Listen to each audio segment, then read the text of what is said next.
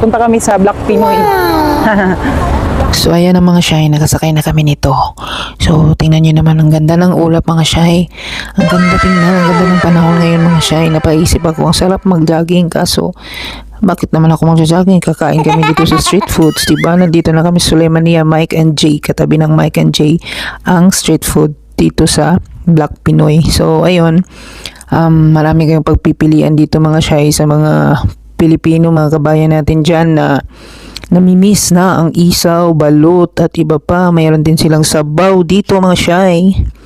Marami kayong pagpipilian dito. Mayroong pusit, squid balls, at kikiams. Basta marami mga shy. Order muna tayo ha. Okay? Susulat muna dito before kayo mag-order.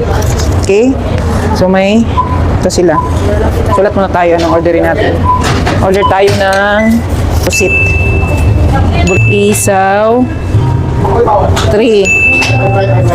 Then fishbowl 6 pieces. Atay yun? Atay? Puso, oo. Puso. So ayun. Ito lang orderin natin mga shy. Kay, hindi ko man ito maubos.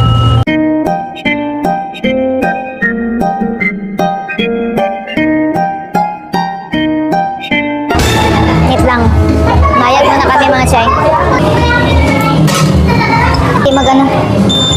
Hindi.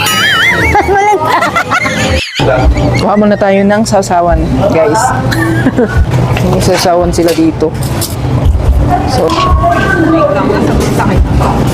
diba ito? Wala pa lang toyo. Ito. Mas ito. Maliit mo dyan. Dapat kasi ito kapatid. Ano ganyan mo? Oh. Brother, this one what? This one what? Para magpili. Ayun, may tayo sabaw mga shy. Pwede manghingi sabaw. Kuya. Kalibre ka.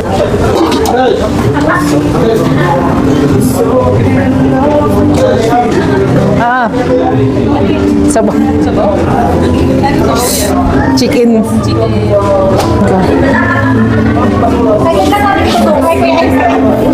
Wala na.